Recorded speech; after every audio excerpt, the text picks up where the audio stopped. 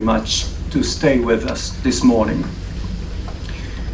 For opening this event, I would like to briefly explain why we plan to have this symposium, because otherwise, even though this symposium is open to public, some of the audience do not understand why we have to make this symposium.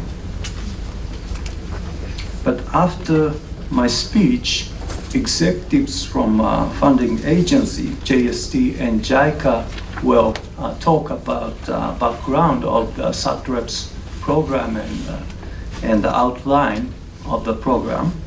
So I only provide outline of the project.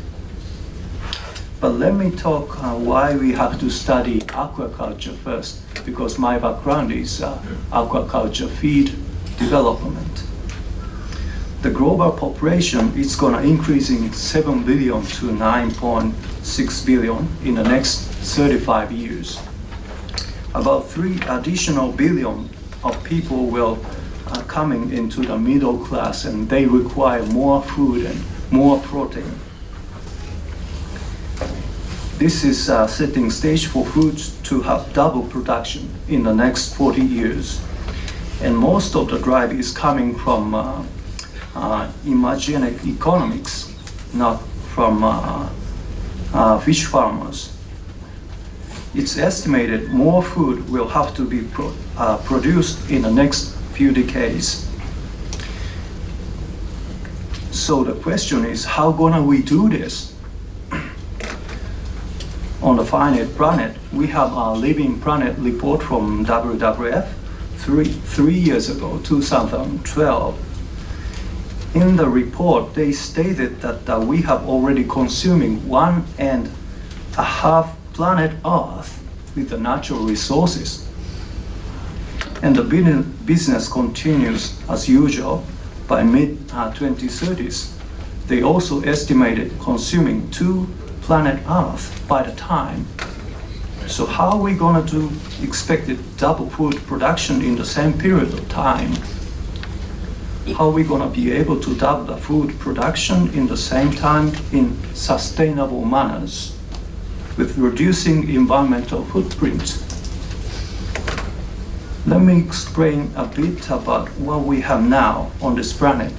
38% of the land area on this planet is dedicated for the food production, either directly for human consumption, but for producing grains for animal feeds, 38%.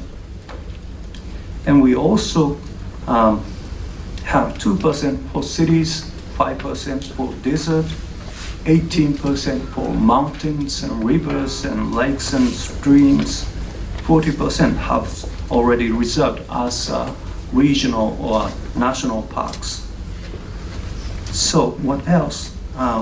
We only have 24% more for food production, but original 38% is not chosen randomly. So this 24% is not very unlikely to produce double food production. And aquaculture could set up the responsible for food production, because 35% of the surface of this planet is covered by water. Actually, aquaculture production is the most growing food producing sector in this last 20 years. So aquaculture is one of the most promising way to solve the problem of global food crisis.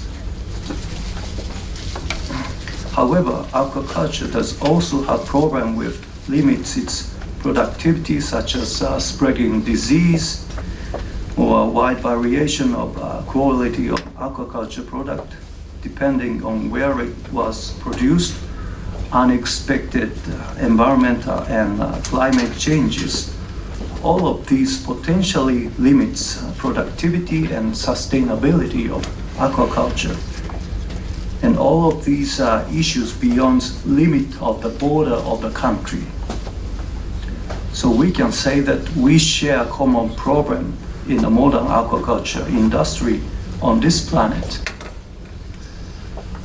Well, the SATREPS program is funded by JST and JICA, aiming solving global issues, and started 7 years ago.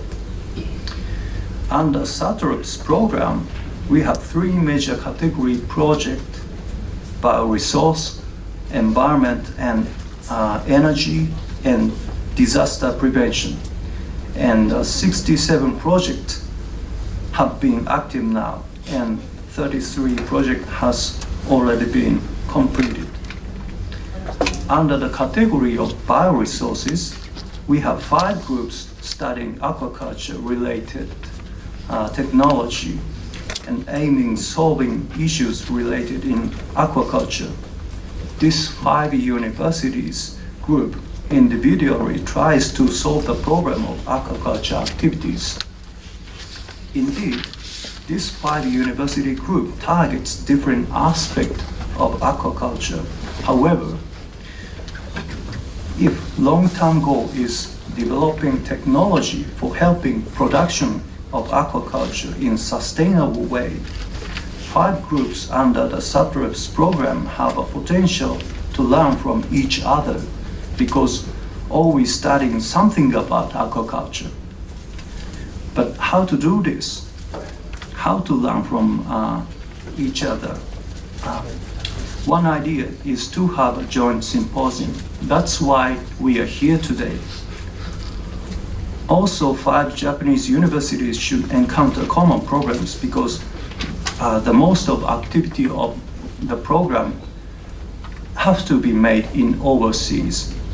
So Japanese scientists commonly have a program in different countries where people speak different languages, and people have different cultural background and different level of education. But still, we have to keep up with these programs and continue to work and collaborate with our counterpart.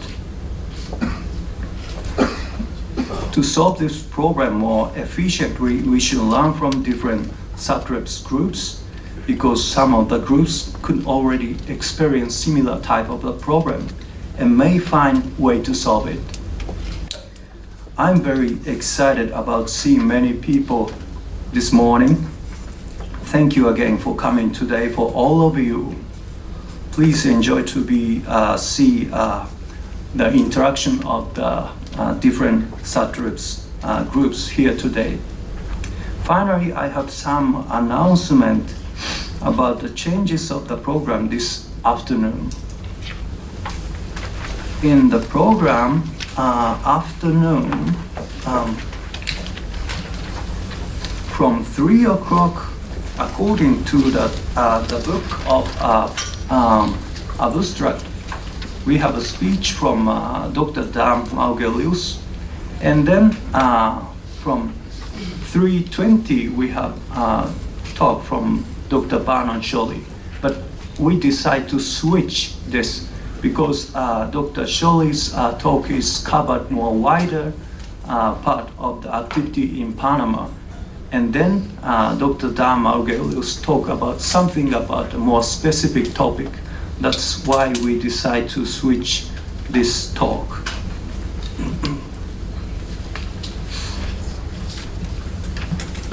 And also we have changes of the program tomorrow, but maybe these changes will be announced tomorrow morning. So thank you very much.